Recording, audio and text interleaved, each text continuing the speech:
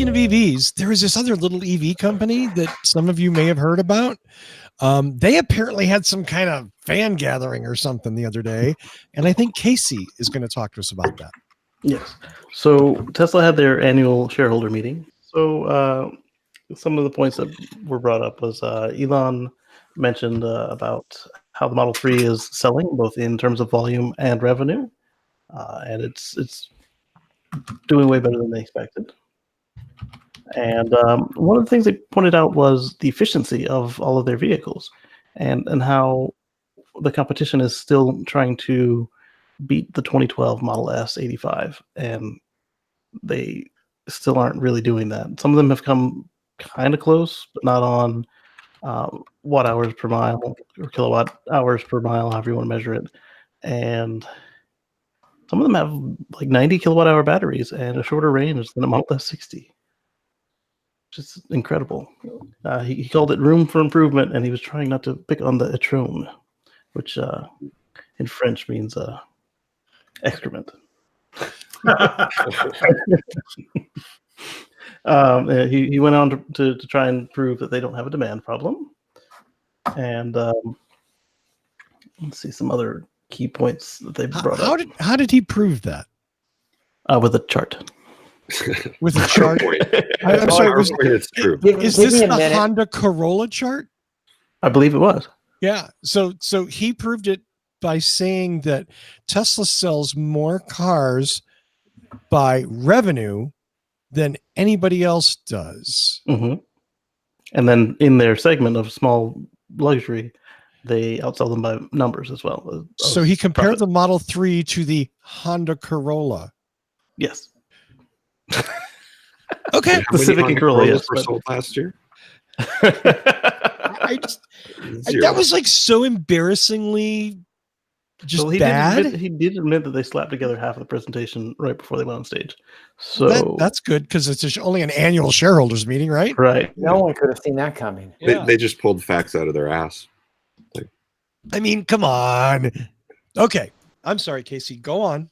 All right. So he again hammers home about the self-driving cars, and he says that the powertrain and the self-driving is where he sees their money being made. Maxwell acquisition. They touched a lot of stuff. Yeah, they touched on Maxwell. I'm kind of going in chronological. I don't know why. He talked about the efficiency of the Model 3 and the Model Y, and then he showed a picture of J.B. Strobel's house with the third generation Tesla roof. His best friend has a solar roof. He does. Okay. The only one in the country. One of seven. Yes. Yes. And then they talked about why they needed gigafactories. And as we just talked about with Toyota, there are not enough batteries to go around for everybody. So you either need to lock down some supply from somebody else or do it yourself. And they also talked about possibly starting their own mining company or buying one. A mining company. A mining company. Yeah, it's going to be on Mars for batteries on Earth, and they'll also need to make he said a small acquisition to spin up the Tesla insurance that we were promised 2 months ago. Let's see. Well, there you go. And the stock. The stock it went up, which was it went cool. up and then it went down, but yeah, it does that every time. Yeah, it's volatile. It's volatile. They talked about Gigafactory 3 and how, just a few months ago it was flattened dirt with a pole and, that nice Chinese banner that was decoded by one of our viewers. And today it's about ready to open, which is incredible. And he talked about needing to have a Gigafactory on every continent. And let's see. Yeah, they showed a picture of the European Gigafactory. Yes. It was a field somewhere in Europe, and then they said, this is not an actual depiction of where it will be. Don't try to reverse engineer it. It's in farm. Yes. They officially announced the rollout of the V3 supercharging network. It's starting now. And he said, if you have a car and you can't have freedom to use it, it's not very useful. So with that, he also unveiled that the Trans-Canada interstate system should be getting their superchargers real soon. Trans-Canada Highway. Trans-Canada Highway, yes. And I figured I'd get a correction on that. They talked about their first mobile body shop repair. It wasn't really a body shop, but it was a service, like a bumper replacement or something that would have been done at a body shop. It was already painted and matched the vehicle. They put it on, and the customer didn't even have to leave their office or their house, wherever they got the service done. It was really minor cool. body repairs where parts could be replaced. Yeah. He reiterated that the Cyberpunk pickup will look a lot different than anything we've seen before, but they're benchmarking it against the F-150, so it'll be able to tow, haul everything side by side with the F-150, aside from the fact that it doesn't look like a pickup truck. It'll tow like 11 billion tons or something. So he backed off from that. Somebody tried to pin him on it, tried to get him to say the 300 again, and Go he said, figure. well, because you're only allowed to do 80 tons legally on the highway. So if he's advertising outside of the 80 tons, then that could get him in trouble. So, Hello. yeah. So they mentioned that they'll go over what they're going to do with the Maxwell tech at a battery and powertrain investor day. So very similar to what we saw with the autonomy day, but now for batteries and motors, which is cool.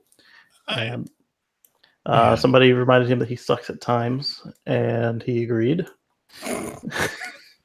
And then we found out that Starlink is going to be more for less dense areas, like rural America, rural rest of the world, and they're targeting like 5% of the world, and kind of tampered the expectations there, which is pretty good because they're just controlling expectations, and to think that with the 5% that they would be able to meet their goals of funding their Mars trips with it, which is cool. Starlink is not going to happen. You're such a got downer. 60 satellites up there. It's not going to It's happen. already got 60 satellites operational.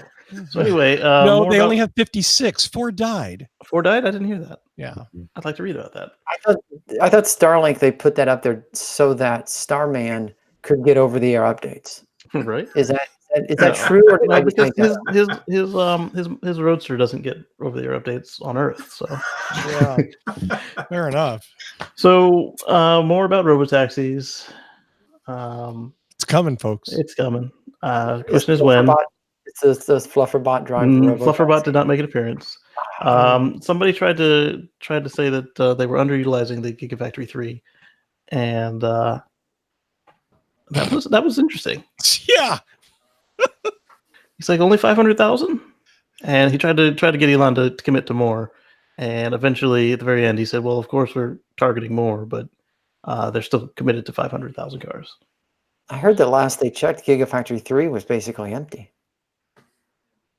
It's still under construction. I mean, they're waiting for the Florida. They're waiting for the Florida cure. How many cars have they shipped out of Gigafactory 3 so far? Not a one. Prove me wrong. Only the construction workers that are going to work coming out of the site. So glad somebody else is being an asshole on the show. Thank you, Tony. I'm almost done. So yeah. Right, so some more about fires, and he reminded them that the ICE cars have the fossils have combustion in their name, and then they got into investor questions as far as like no, just regular folks. So a lot of people hammered home or shills.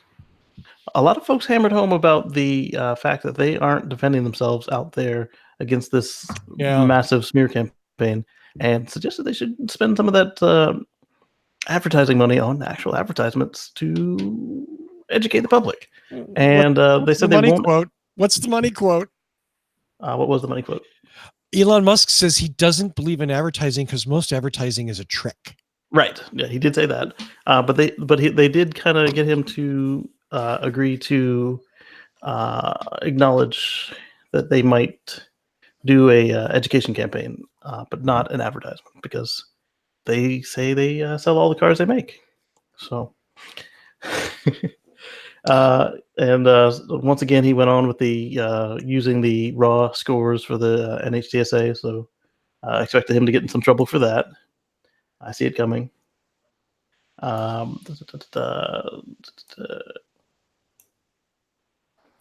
More about advertising and negative articles. Yeah. more about negative articles. And so while I'm looking for more that was interesting, let's talk about the submarine guy. I'll hand that off to Mark while I look for the next part. Yeah, there's a guy that got up with the last question of the session, and he had asked Elon with a serious face. He said, "Has Tesla looked into any aquatic vehicles?" And there was a stunned look on stage. And then Elon said, "Well, as a matter of fact, I did buy the Bond car from Spy Who Loved Me. And we have worked on a plan to put one of those into play." He said, "But certainly it's going to be a low volume car." So more of like I guess an attention grabber is what a prototype that he would put in place. But there was a story a long time ago about him buying that movie car. He did. And there's the Easter egg on the Model S, right? Yep. Exactly. Okay. Yep. I then, heard they're making a submersible Hyperloop. That would be any Hyperloop, actually.